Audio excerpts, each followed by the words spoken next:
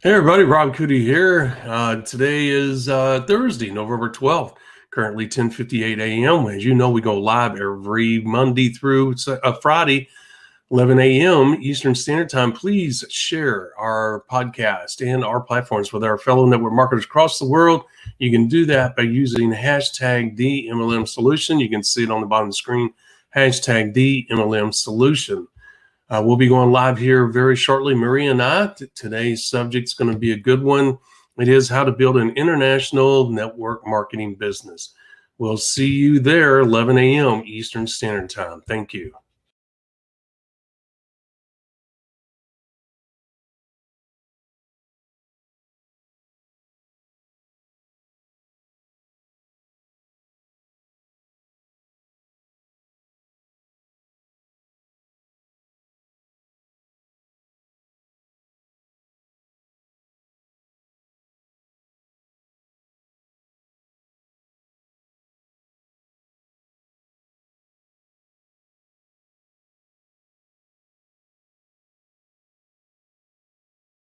Welcome to the MLM Solution Podcast Show, where you'll learn the facts and hear the truth about the network marketing industry.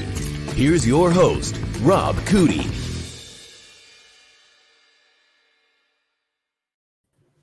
Hello there, Miss Marie. How are you today? Good morning, Rob. I am doing fantastic. How about yourself? I'm doing well. As I showed you before the show, I'm getting my shoulder up higher and higher.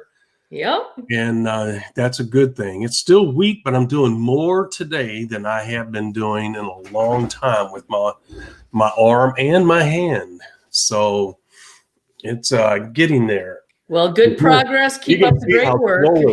You can see how swollen it still is. Oof, yeah. Yeah, you talk about painful. Woo-hoo-hoo. Oof. Yeah, it's not a pretty sight. And it's all the way up to my shoulder like that. So even doing that is very difficult. So anyway, enough of that. Today's a good subject. Today is November 12th for all of you. It's currently 11:01 a.m. Eastern Standard Time. As always, we bring you all the good stuff, the good, the bad, and yes, even the ugly of network marketing. Before we get started, if you don't mind, please go to our social media platforms and comment, like, share with our fellow network marketers across the world our content so they too can have access to this wonderful information where they can utilize this great business model to change their lives. You make the world a better place when you do that. If you will also subscribe to our YouTube channel, you can do that by hitting the subscribe button. You can also hit the bell twice for notifications when we go live or upload new content.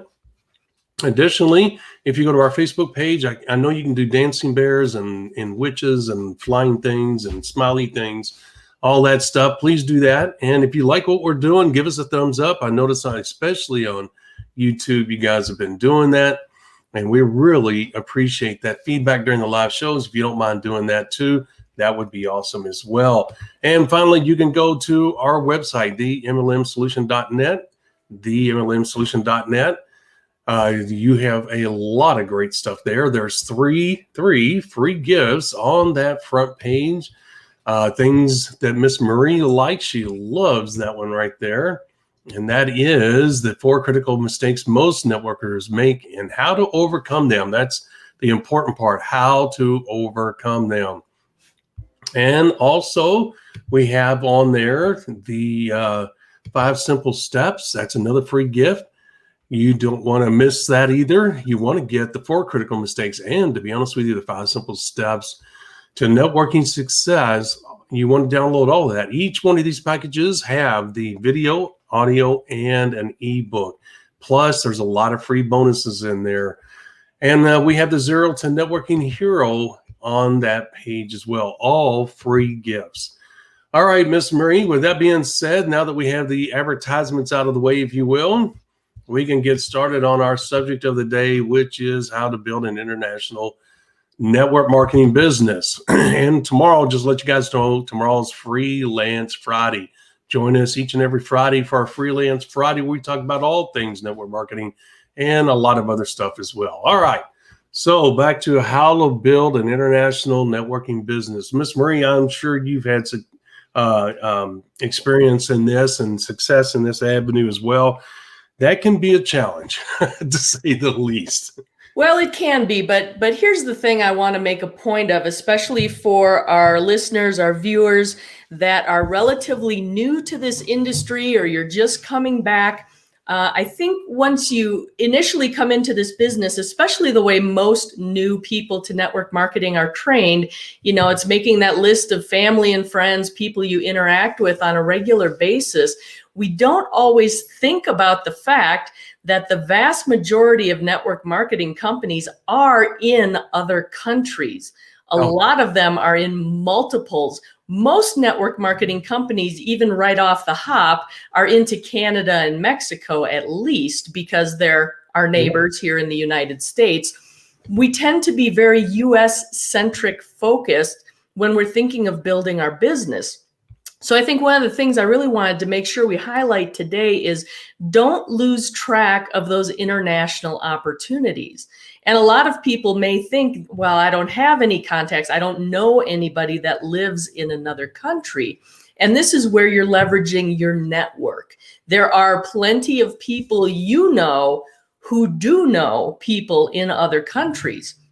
So you want to be on the lookout for that. It's even as simple as people who may not be interested. You approach them for your opportunity. They say they're not interested at all. And you can say, hey, we're also expanding internationally. Do you know anyone overseas that might be interested in taking advantage of something like this? Absolutely. That's definitely one way to do it. And I want people to think more globally when it comes to this business, because it is a way to grow rapidly. I think we've talked before about the fact that here in the United States, the network marketing model has been around since the mid-50s, kind of went through its glory days in the 80s, 90s, so to speak. And nowadays, especially depending on where you are, here in Utah, it's the network marketing capital of the world. So when you go to approach friends and family, it's almost like, no, get away from me, because they've been approached 3, 4, 5 times. They've been in 2 or 3 businesses already. It's just kind of crazy, right? So I think here in the United States, people have become a little bit cynical with the business model, whereas internationally, it's a little bit more of a unique business structure. And there is the opportunity and the possibility of getting huge momentum internationally. As a matter of fact, some of the companies I sort of keep an eye on have, people I have relationships with. Latin America and Asia are just booming with the network marketing model. So you don't want to lose sight of that. And again, you're looking for the leaders, just that one person in another country who has the connections, and all of a sudden you're waking up the next morning and your back office is blowing up because business has been happening on the other side of the world while you're sleeping. So it's just a wonderful way to leverage the model. And I wanted to make sure we really touch on that, because we fall into the same thing, right, Rob? In our conversations, we're very US centric with the way we talk. But even our show, I think we mentioned, you brought it up a week or 2 ago. You said, where's our largest audience right now? Well, you think it's the United States, but guess what? It's not. It's in France. Yeah. So again, to all my friends out there, bonjour tout le monde. There you go. Way to go. That's right. She's absolutely right. And I like how she set up today's episode with that introduction, because when we talk, most people have never been out of the United States. So when they talk, they immediately just default with their mindset as well as their words to the United States, thinking that United States is the end all. And unfortunately, that's not the case. Most Americans have a cynical viewpoint of the network marketing business model. And as she just stated about overseas exploding, guys, that's pretty much all the time. It does not change. Other parts of the world have a better viewpoint, better understanding, better acceptance of the network marketing business model than the United States. So you really don't want to base your future, your business on the United States. And we're going to touch on that, why you don't want to do that. What is the answer to that? That way you can build a stable business that will operate 24/7. Because as she just stated, think about it. When you're sleeping, if you tap into where the company's going, guess what? You're going to be able to have a business that's generating income all the time. Because when it's nighttime here, it's daytime in other parts of the world. So there are going to be people out there ordering. And I mean, imagine waking up every day and having new volume, new people in your downline that you did not anticipate. And she's right. Most of our episodes have been focusing on the United States.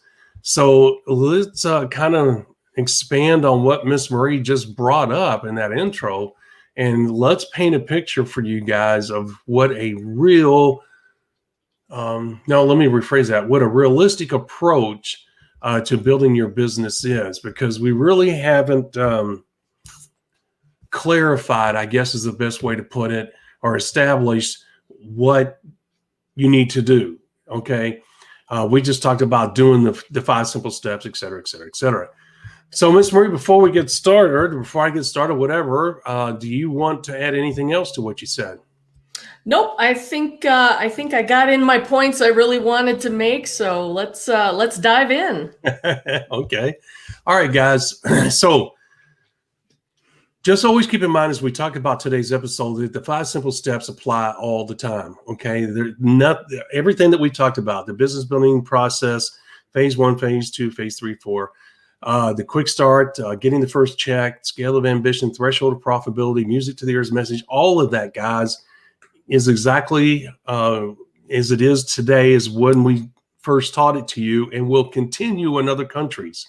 I say that because some of you might just automatically think, well, can you do the same steps? They talk about how the laws are different and how this is different. Yes, everything that we teach you guys is universal. So now that we have that out of the way, you say, well, Rob, what is the best approach? Okay, first and foremost, let's get it out of the way that you're going to make more money from overseas than you'll ever make in the United States. Excuse me. Okay, now there may be an exception here or there. I'm not saying that you guys won't, there won't be some of you that won't. It's rare, but it does happen. Okay, and it can happen on a big scale. What I'm saying is that the market in the United States is probably like this, where overseas it's like this. So your business may in fact reflect that you're a good portion of your business is coming out of here, and maybe that much is coming out overseas. You might be one of the fortunate few that can do that. Now understand that international includes Canada and Mexico. They are different countries. They're national. They're nations. And so it is an international business the moment you cross the border into Mexico or Canada, right, Miss Marie? Mm-hmm. Yep, absolutely. Okay. So that's good because you're right here. Now, the bad thing is that Canada is probably more accepting to the network marketing industry than Mexico. And that's not saying Mexico's not. Mexico is probably a close second. It used to be Canada first, Mexico second, United States third for the North American part of the world.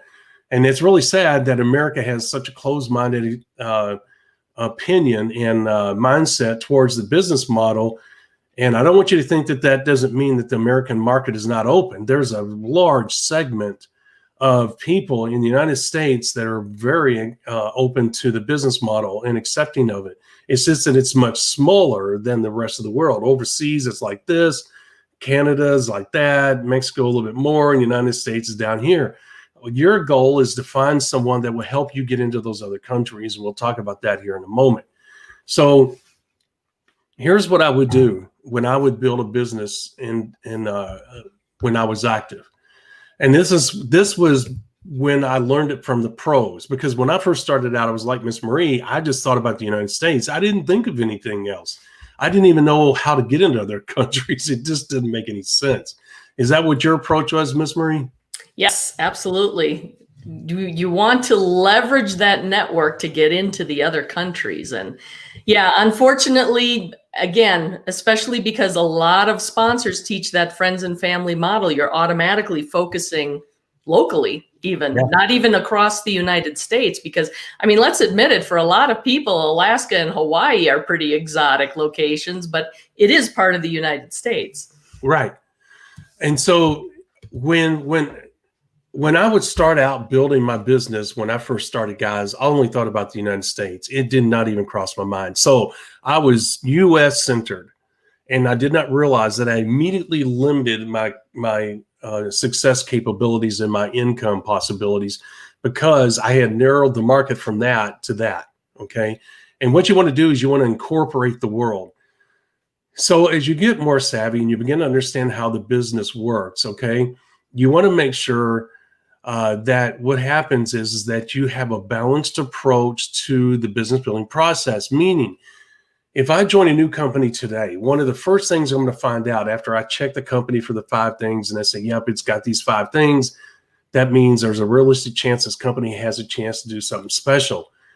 Then the very next thing I find out when I join, I don't care about the other leaders in the business, although if I recognize their names, that's like, okay, that's cool. That's an added bonus.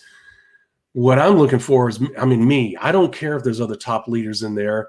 When I'm doing my 5 things, like I told you guys before, I would check to see if there was a big shot in there, and I would try and contact them and join their business for leverage and marketing reasons. But if there's not somebody I recognize, then I didn't worry about it, because my goal was to take care of my business. I know how to build a business. So what? I didn't have the leverage or marketing capability of a big shot name that I could tap into. So the very next thing I want to find out is, where is this company plan on going? A lot of times they'll have it on the website. They'll have it in their marketing materials. They'll do it on the conference calls. Hey, we're going into Canada on December 1st, 2020. We're going into Mexico, December 15th, 2020. They'll tell you basically what they're doing and when. And all of those dates are goals, because there's not a guarantee that legally they're going to be able to get everything done. As we told you guys in previous episodes, there's a lot of hoops that a network marketing company has to jump through in order to get into a foreign country. The ingredients of the products are going to be checked, like especially if you go to Israel, which is a prime example, it has to be kosher, okay? And it will be held in customs until they verify the ingredients of that product, okay? And we've had them held up in customs in Israel for months until they were done. So the thing is that if you have a new company is going into another country, some countries are more strict. Canada is strict in some things. And what we here in the United States consider a non-threatening additive, in Canada and other parts of the world, they'll say, oh, no, you're not putting that stuff in any food, any supplement, anything. If your product has that ingredient, it's not coming into our country. It's illegal. Okay, so I just wanted you guys to know that that's how these expansions happen, and that is they got to go through a lot of hoops in order for that date, that target date of December 1st and December 14th to become a reality. So my point is, a lot of times those dates can get changed. And I'll give you a real life example of that. Don't let me forget that, Miss Marie, if you don't mind. Give a real life example of when these launch dates kept changing. It was aggravating and a nightmare. But anyway, the thing is, if I was when I finally understood the industry and finally started understanding how to build a balanced business, I would start out in the United States, but I would immediately find out who knew somebody in Canada, who knew somebody in Mexico. And since a lot of times I was in Texas or California, there was a large Hispanic population, and I could focus, since I was at that time spoke a lot of Spanish, I could focus on the Hispanic community, knowing that there was a great chance that I would find somebody from Mexico who still had family there. Okay. So I would really focus in on that, because I wanted to get into Mexico as quickly as possible if the company is going there. Once again, not to backtrack, after I joined the company, it had the 5 things, and I joined, my first or second thing to do was to find out where they're going to expand and when, and what products are going in there. Why? Because it told me what my game plan needed to be. Miss Marie, did you have anything like that? Well, absolutely. And one thing I wanted to mention too is when you're with a network marketing company and they announce that they're going to be going into a country and they set a date, you want to be careful. Yes, it's exciting and you want to kind of poise yourself to do that, but you don't want to jump the gun too early. And you also want to be careful about talking to people in countries that your company is not in yet, because they may be working behind the scenes.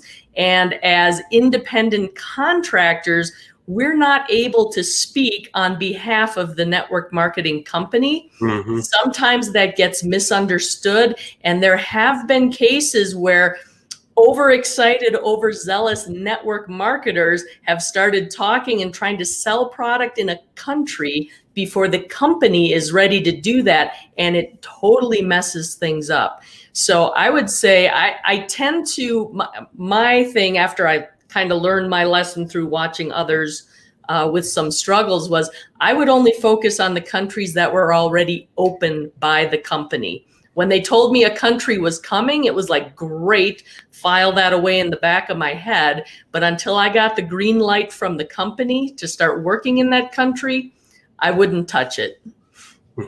And that's a little bit different than what I did. And I'm not saying that Miss Marie's wrong. That's not. We don't have those discussions here. Different way of doing business. Different way of doing it. I will tell you, Miss Marie, if you don't mind to remind me to come back to that. My approach was a little bit different. I'm like Miss Marie. I do not want to put the company in any kind of precarious situation. I was not going to put my own distributorship in jeopardy by being a renegade and doing things or saying things I should not be doing. But on the other hand, there are, I won't say loopholes. That's not, I don't want to use that term. But let's just say that there are ways, legal ways that you can get into a foreign country and ahead of everybody else and still be on the company's good side. So we'll talk about that in a little bit. But here's the thing, to get back to the subject matter that we were talking about a minute ago in this, is that when I was going to build a business, as I matured in the business, understood how it worked, et cetera, what I would do is I would get out there and, like I said, try and get into Canada or Mexico as quickly as possible. But at the same time, I was looking for any Asian individuals, knowing that most Asian people are very open to network marketing. They like it. They really do. And so that helped me a lot in talking to them. And even if they weren't in a position where they could, they would call their family members or friends almost immediately and say, hey, I run into something really good here. And then they would turn it over to me and then we'd have a discussion. They would translate and off we would go. So I was doing a kind of a three-prong approach, Miss Marie, and I was quickly and aggressively going after the Hispanic Asian market before I focused on the American market as I matured in this industry and understood how it really worked. Okay. So that was my approach. Was yours anything like that? Well, definitely, yes. I would do the same thing, but I focused on the countries that the company was already in. And oftentimes they were places like the Philippines, for instance, and finding people from there, people with contacts there. You'd be surprised once you actually start looking for those people, how many of them start showing up in your life. Mm-hmm. Yeah, that's true. That's true. Okay, so let's continue on. So now I want to make it clear that I'm also talking about at this time when I was growing and maturing in the business, that I too was also focusing the countries that the company was in at that moment. But as I grew, that's when I realized I needed to hit multiple countries at one time. So Because you got to realize that most of the money I was going to make was going to come from other countries, not the United States. So why waste my time in the United States when I knew I had a limit, I had a ceiling on my capabilities, and not only in the size of my business, but also on the money that I could make. So I wasn't willing to do that. And so I would focus on that right away. Now, to go back a little bit, let me give you a story. Well, let me preface this story by saying this. If I joined a new company and they're already in the United States, Canada, and Mexico, which is usually the mode of operation with new companies, they typically go in the North American market first because it gives them a solid footing. It exposes any problems they may be having. It's a normal mode of traffic. In other words, getting the product from here to there, whether it's by a plane, by a truck, whatever. The visas are already in place for the truck drivers to get it across the border. There's very little logistic issues with doing business for a new network marketing company in Canada and Mexico. Very few surprises, very few problems. Easy to get these things approved because it's such a normal process. So most of the companies right away would get into those countries. It was when they started going overseas is where the real challenges became an issue. So they would project it out. And like I said, if a network marketing company, Miss Marie and I owned a new network marketing company, and we started it in June, and we went into Canada and Mexico, say in August, okay, and then we put the target date of December 1st for Japan, December 14th for the Philippines, okay. We would have a rollout for different parts of the world. Now, we would try to keep them together geographically so that UPS could drop product off in Japan as well as Taiwan. Let's say that, okay? So anyway, the point is that they would have a target date, okay? And what I would do is I'd find out that target date and then, as I said, target those people. Here's why. I can't sell any product there, but what I can do is get a hold of people in Japan or Taiwan or the Philippines and say, hey, I'm with company XYZ. We're coming there December 14th.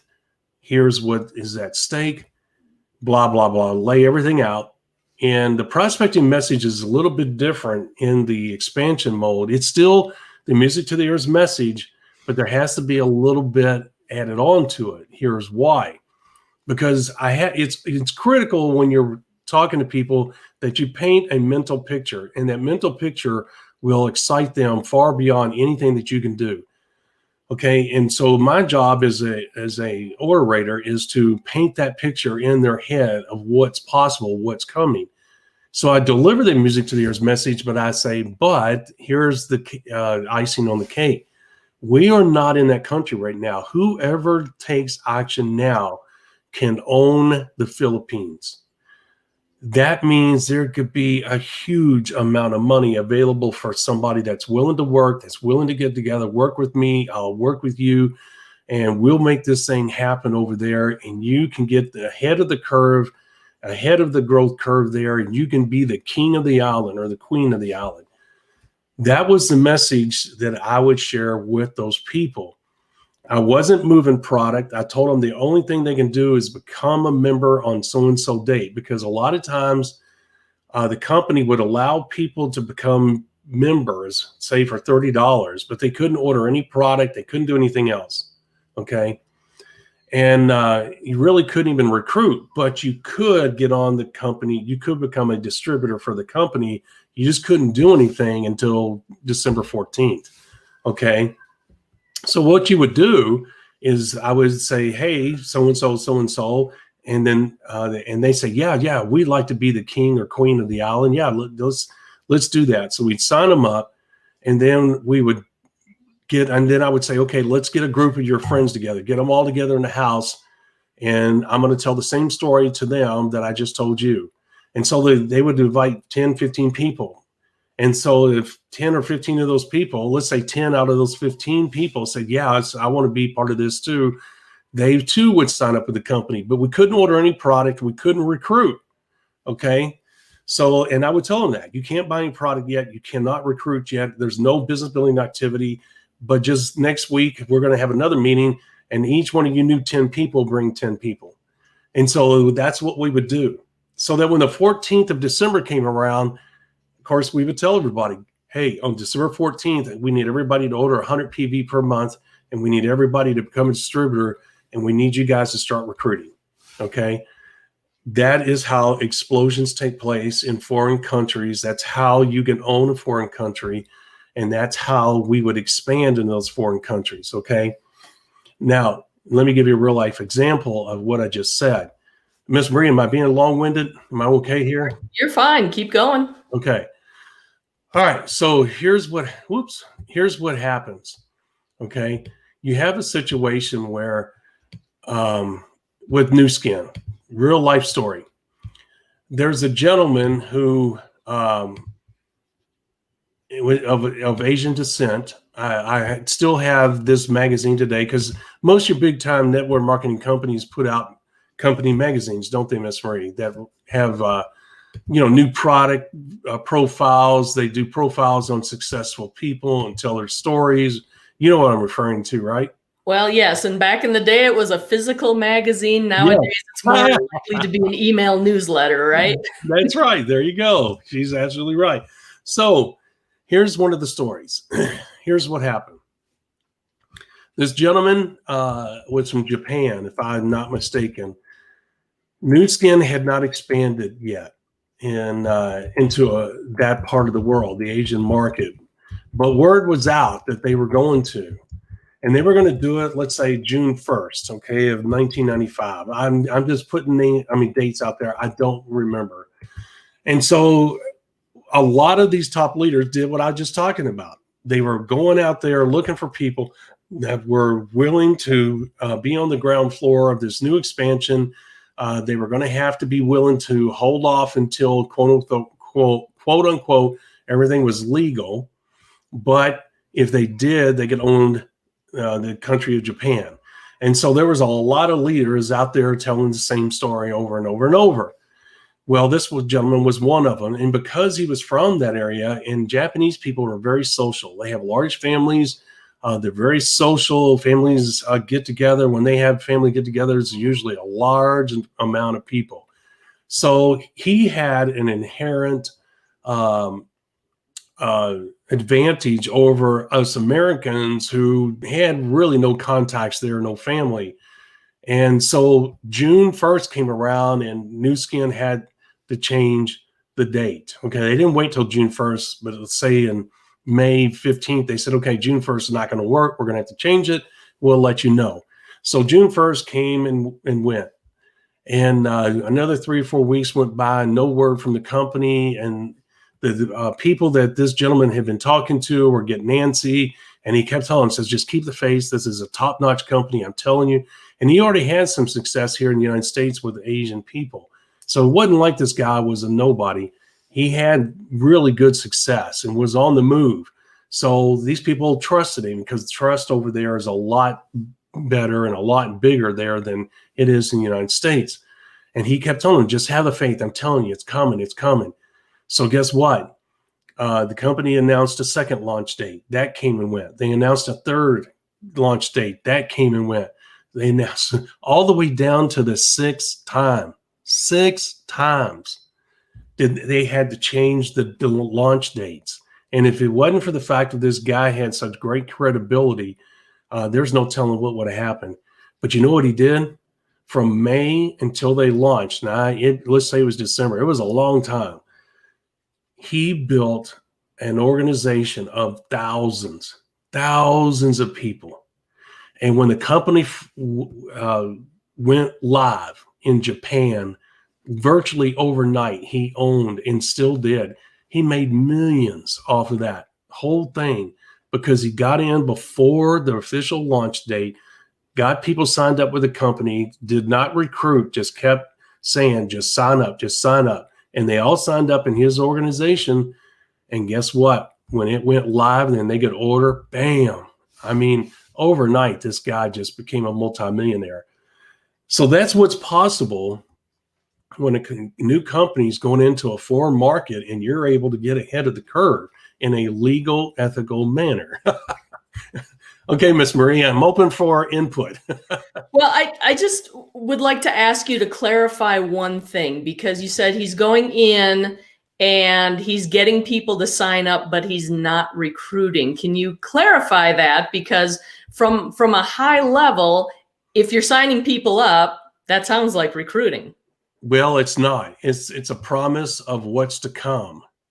And that's the fine line between the two. I know it's splitting hairs, but it is a legitimate approach, one that most network marketers are not aware of and would never use because they don't know, number one, that it exists, number two, how to do it legally and ethically. And that's what we're doing here. These guys were honest and upfront with the people. They told them, said, look, we can't recruit right now. We can't buy product right now. The only thing you can do is become a part of the company. Okay. And people abided by that. Okay. And even if you placed an order, Miss Marie, they weren't going to deliver it. Okay. Because it wasn't possible. There was legal issues and other issues that were coming with that expansion, and they were trying to overcome that. That's what held it up. And so there was nothing wrong with these people becoming a part of a group over there waiting for that official launch. The company actually enjoyed that because they knew that they had money in the bank, if you will. It was just a matter of getting everything legal. Okay. And that they weren't breaking any laws. There was no laws being broken because nobody was recruiting. And if the company got an order, premature order, they would contact Rob and they said, Rob, we did not fulfill this order. This is the person that placed the order. You must get with them and straighten this out. They're going to give you a chance to straighten it out. And so immediately I would get on the phone and I would say, hey, this so-and-so did this and we cannot, they're going to jeopardize everything. We cannot have that happen. Can you please take care of that and get back with me? And boy, I'm going to tell you something. When the Asian people get on somebody else, it is not a pretty thing. And on top of that, they're very firm. They don't beat around the bush. So and nowadays with the technology, I'm sure they don't even have the facility to actually even try to place an order until they're ready and it's legalized and all that's ready to go. That's right. And that's the thing, Miss Marie, what you just said, legalized and everything else. And guys, I really am not trying to split the hairs. This is one of the things that everything in life has a gray area in it. And sometimes people know about it, sometimes they don't. And I'm not trying to push something that's unethical or illegal here. You have to check with your company and you have to see. But I'm going to tell you that happens all the time. Why? I won't say it's a loophole. It's just that it's not illegal because you're not buying product. And it's also not unethical because you're not promoting the recruiting process. You're just saying, hey, let's all work together. If we do, we can own this thing. If you'll bring the contacts to a telephone call, I'll share my knowledge, leadership, and contacts at this end. And together, through my abilities and my contacts and your contacts, we can make this thing really special. And people will be like, yeah, I can do that. That sounds great because I don't know how to build this business. And you do. Yes, I will make that trade. And it's bartering.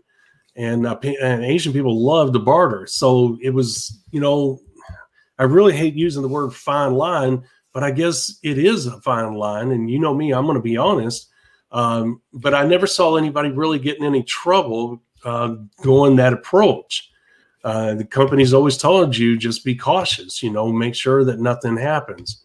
Because you got to realize the company's going to get in trouble by the legal people there if they don't abide by the rules established. Because these rules and these launch dates, Ms. Marie, are established by the legal system, the customs system in that foreign country. Well, absolutely. And I guess the way I visualize it is it's more of a pre-launch. You're getting ready to open your business. So I would compare it to like if you're going to open a restaurant. Well, you can't just, decide today that you're going to open your restaurant tomorrow, right? Yeah. You have to have the tables and the chairs set up. You have to have the supply of food that's going to be made. And then oftentimes you do, what's called a soft launch. You have some specially invited people in so that the chef can do his thing in the back and the wait staff can learn how to do what they need to do in serving the customers. And then you have your actual launch, that grand opening when it's like, boom, then you're open for business, right? And everybody behind the scenes is ready to go and support that effort. So I think that may help folks visualize that process just a little bit better. That's a great analogy. And I think that's a great example. I think that's wonderful. So guys, if you just think about what she just said, that will clarify in your mind the points that I was trying to make. Okay. She just did a better job of it, like she usually does. Okay. So with that being said, guys, you can see how huge getting into a foreign country can be. And you can also see how much money this guy made, because I told you that he was already successful on the North American side. He lived in the United States. He had been living in the United States for a long time, and he had limited success already. But he became a multimillionaire because he got overseas and he got ahead of the curve. And that's what we are advocating in this example, is if you're in that position, give that serious thought, okay? Because overseas is where you're going to make most of your money, right, Miss Marie? There is a huge opportunity to leverage your business overseas. Absolutely. And if you take nothing else away from this episode, again, start expanding your thinking a little bit. Think a little bit more globally. Chances are whatever company you're engaged with is already in several international markets, and they may have others coming. So that may be something you want to take a look into now too, is to see, hey, are there plans to go into a new country anytime soon? Mm-hmm. And try to leverage that type of scenario that Rob just laid out. Mm-hmm. And also, we'd be remiss if we didn't address the legal side. Guys, there's certain countries that have legal restrictions, is probably the best way to put it, okay? And a lot of times your companies are going to be aware of those things. Now, normally they're very good at putting that out, but make sure that you check it out. If the company announces on its website that it's going into some foreign country and they don't have a list of restrictions, in other words, this product cannot be sent there, tell your people do not order it, it will not be fulfilled. If it is, you want to make sure you pass that along. If there's certain words that you cannot use, that there's certain tools you cannot use, they're supposed to list that stuff and get it out to the distributor force before that launch happens.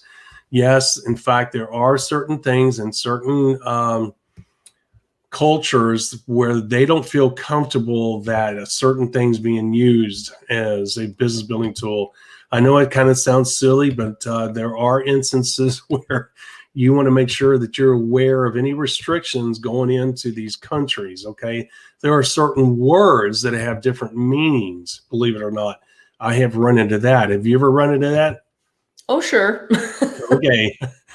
And you want to make sure that if you are going into a certain country, what I would encourage you, if you go to the internet and search improper terms or improper words for Thessalonica, okay, I'm throwing a name out, or Transylvania, let's say that, okay, and it has a list of those words, I would highly encourage you to be aware of that, because people are in certain countries are very culturally sensitive to you not knowing.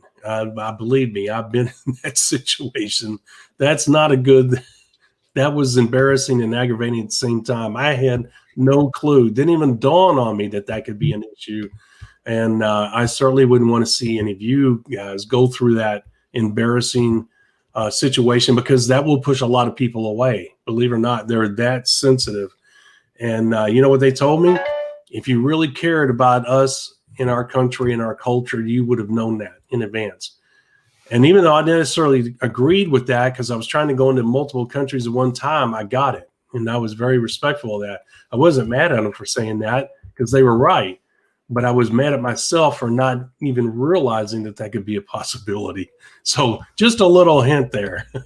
Yeah, be sure you are in touch with the company and you understand legal ramifications. Oftentimes the company's very good about communicating that information because obviously their business, I mean the Yes. company level business, Yes. is at risk, right? But Rob, your example there of words meaning different things, it always reminds me of the example Chevrolet, the American car manufacturer, had a great product back in the, what was it, late 60s, early 70s. I think I know this story. Go ahead. Came out with the Chevy Nova, right? And it sold great. And then they took it down into Mexico and sales just went through the floor. And they couldn't figure out why this car was not selling in Mexico.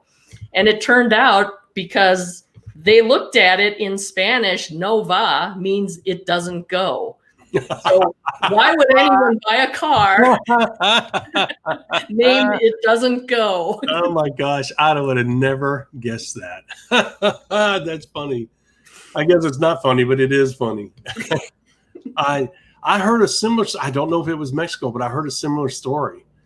And I'm not even sure if it was Chevrolet, but I definitely believe what you're saying, and that does not surprise me. And I will tell you that, and just another inside hint, guys, when I found out I was going to a certain country, I would literally hunt down somebody that was from that country. And I would pay for their lunch, their drink, whatever.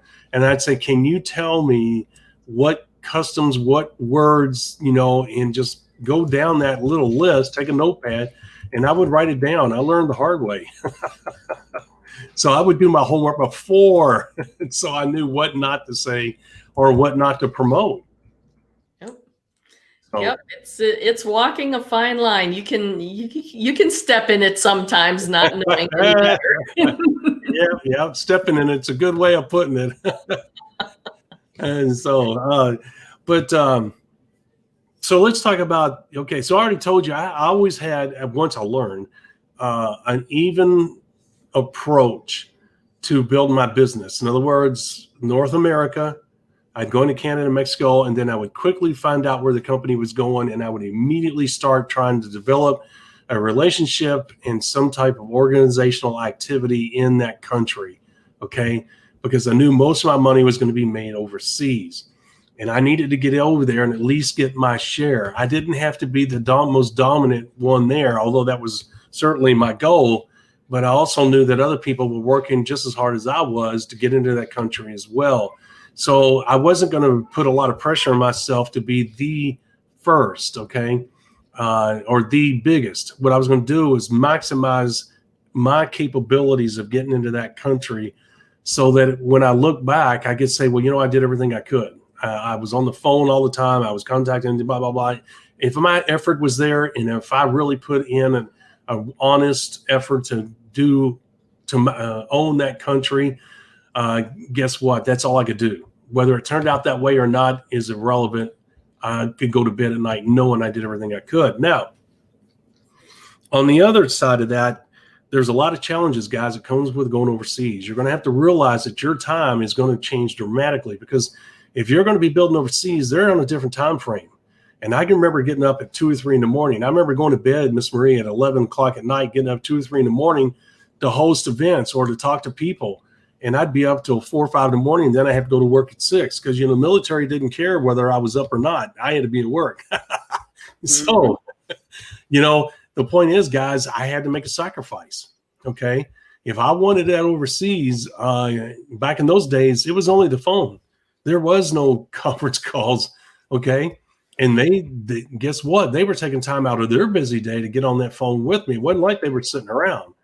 All right. So the thing is that I had to be on time. And I will tell you, Miss Marie, a lot of those people overseas are prompt. If you are not there and if you don't call to, appointed time, boy, you have shot yourself in the foot. You may never get back. Also, it affects your trustworthiness, and they are big on trustworthiness. Point is, do not be late. If you say you're going to be there, you better be there. All right. And you better call at that time. And what I would encourage you to do, and I know I'm being a motor mouth, but I'm trying to get all this out. Do a trial run. As she just said with a new restaurant, You know how they do the trial runs? Guys, do a trial run. Do not wait until the appointed day where you're going to be hosting a call. Okay, make sure you call 2-3 days beforehand, because sometimes those overseas calls could be tricky.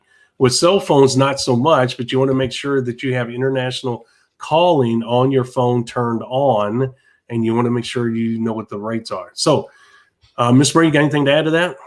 Well, and again, the technology with video conferencing, Zoom, those things that are available today makes it really easy. The other thing too, I will say, is that time zone difference. That was one of the biggest challenges I had, is keeping track of the time zones. I mean, at one point I had like half a dozen different clocks on my wall set to different times and labeled different. Oh my God. Guess what, guys?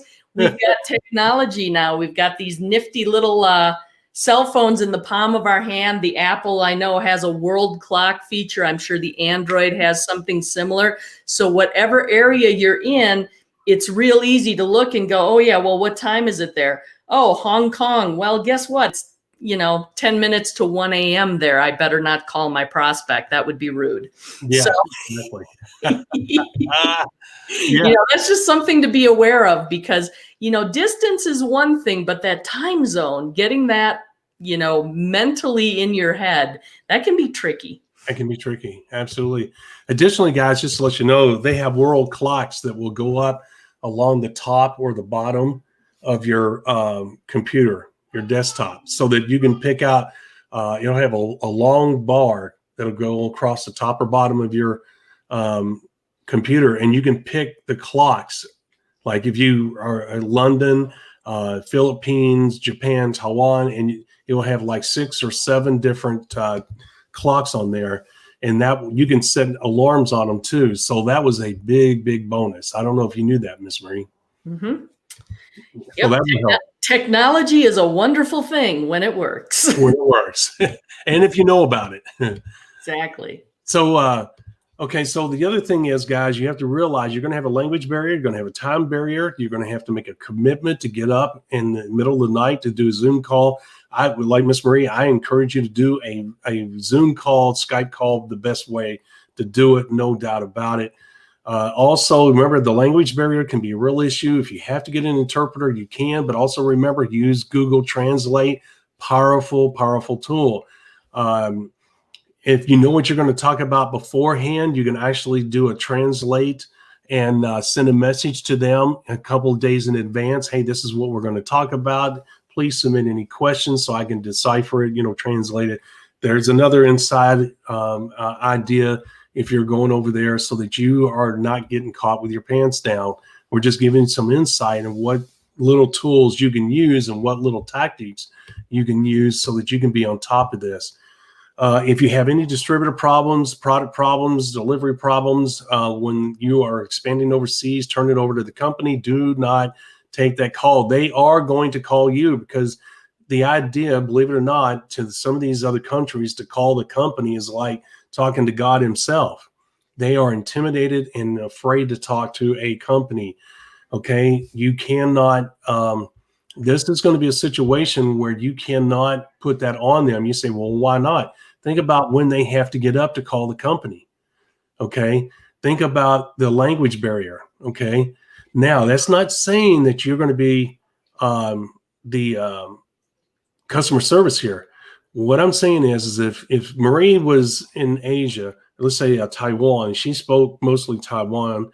I forget their language there, but she speaks a little bit of broken English, and she tells me, hey, I can't make that call. I'll be at work at that time. What do I do? I've got to come up with a solution. And what I'll tell her is say, look, let me call the company and I'll find out what their hours are, and then I'll get back with you. Okay, because I may not know that the company's customer service hours is 16 hours out of the day. Okay, I might be under the impression that it's only 8 hours out of the day. I'm going to do everything I can not to be the customer service of the company, because I'm a business builder. We tell you that all the time. There will, like anything else in life, be instances where you may have to step in, fill that void in for a little bit because of a language / time frame difference. Would you agree, Miss Marie? I do, and many companies now too are much more technically savvy because they are worldwide, they are international, so they have things like messaging systems through their website or the ability to receive emails and respond and support that way as well. And of course, those types of tools are available around the clock, around the world. Yep. And most of the companies have translators. They speak multiple languages. Now, the reason I bring this up is because if you're with a new company, they may not be able to afford to have translators. They may not be able to afford to hire enough people where they can work 16 hours out of the day. In other words, customer service. So you may have some restrictions there. Once again, just bringing up some things that you need to be aware of, that you need to check into. And in those cases, you're going to have to step up. The rules that we tell you do not become the customer service person for the company is absolutely true because you're a business builder, but there's going to be times where you're going to have to fill that gap. So it's not a hard and fast rule. In order for you to make millions, sometimes you're going to have to go above and beyond. And this may be one of those cases. And but hopefully the company does have 16-hour coverage and they have multilingual people, and then you can pass that on to the person themselves. And if you find out that there's a person at the company that does speak the language of the Taiwanese people, you want to get their extension number so they're going to be a direct call to them. Okay, right, Miss Marie? Yep, absolutely. I think that's a very good point to make. And again, it's checking with what your company has available from a support standpoint. Right. Okay, so let me just make sure that I've covered everything because we went a little bit longer today than we wanted to. Well, international is a pretty big subject. It is, and I'm just covering the basics. I mean, we're just talking the basics here. Yeah. Guys, sometimes the points are not going to be the same because the money's not the same. The points are going to be assigned according to the cost of the product. The cost of the product is going to be affected by the conversion rate and based on their country's economy. It may not be as good, blah, blah, blah. So it could be a different point value. Do not get upset over that. Look, just make sure, and the 100 PV applies no matter what, okay? It's the same there as it is here. You can't compromise on that. They have to make that decision over there how to make that happen, okay? Now, keep in mind, okay, that let's say a thing of toothpaste here cost us $8 with the company and gives us 5 PV. Over there, that toothpaste may cost them $15 and have almost 14 points. Could be a totally different thing where they can build 100 PV rather quickly and not order a lot of products. So keep that in mind, because when you look in your back office, you may see that disparity, and that's usually what it's for. So don't get upset over that, okay?